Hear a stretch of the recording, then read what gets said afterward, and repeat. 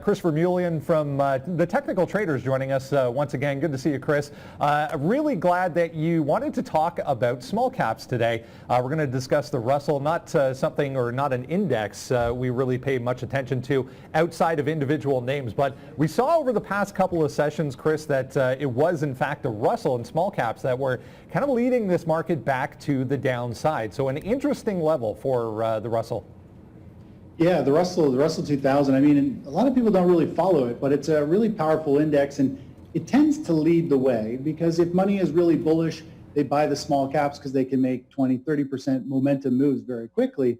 But when people are afraid, those are also usually the first stocks to show signs of warning. And a few days ago, it started to show signs that it was exhaustion. It was showing a bearish pattern. And yesterday it started to break down. And today it's really, it's showing more signs of weakness. So it's not a good sign. And it showed weakness about 2 or 3 days before the broad market. And yeah, we saw something to watch. Yeah, absolutely. Yeah, we saw the 40% plus move off of the lows for the Russell. The Nasdaq obviously just going positive last week for the first time in weeks. So we're at some pretty key technical levels. We're going to get the chart up here. Tell us what you're seeing when it comes to IWM if you want to follow along with the ETF.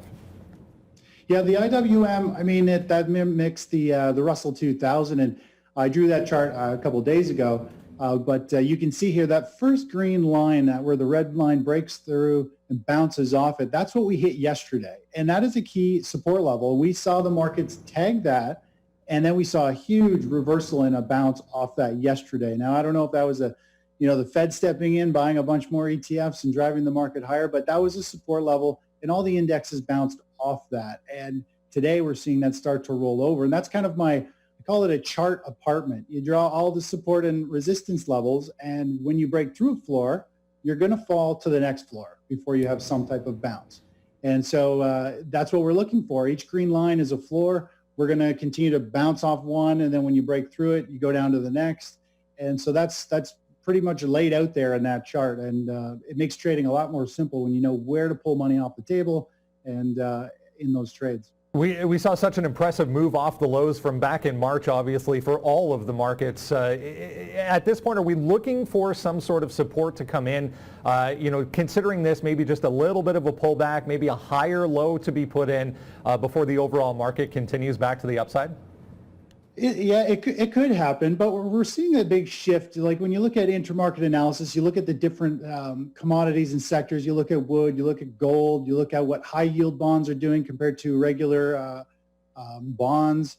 There's a lot of things going on, and even utilities. I think utilities, I'm waiting for those to come to life, and I think they might actually hold up better today.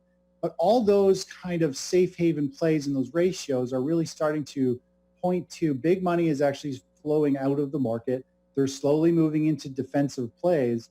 And when certain levels are reached, which is what we just started to see yesterday, that's usually a sign that the market is about to kind of slide a little bit lower. It's kind of where the big money is actually slowly shifting. And that's how I follow them, is through a bunch, about 6 different sectors and markets.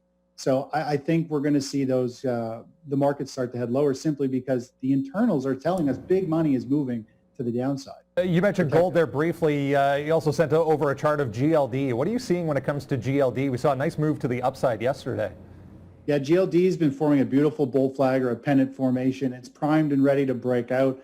Now, when a pattern is this clean and this perfect, you have to also be aware the market's going to probably try to shake you out. Not always, but that red line shows where there's 3 little support levels, and the market makers and the market has a way of just moving the price and running the longs out, scaring them out, triggering stops each time one of those support levels is broken, and then you see it take off to the upside. Now, yesterday we saw a breakout to the upside, silver leading the pack, really up 4%. Today it's up almost 4 or 5% again, and I'm expecting silver to lead the way.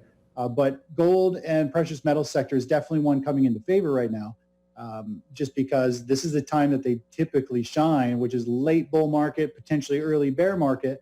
And everything is showing that, they're coming to life. Great stuff, Chris. Great information as always. We appreciate your time this morning. Check out thetechnicaltraders.com. Best of luck today. We'll speak to you again soon. Thanks, Brendan. Take care, guys.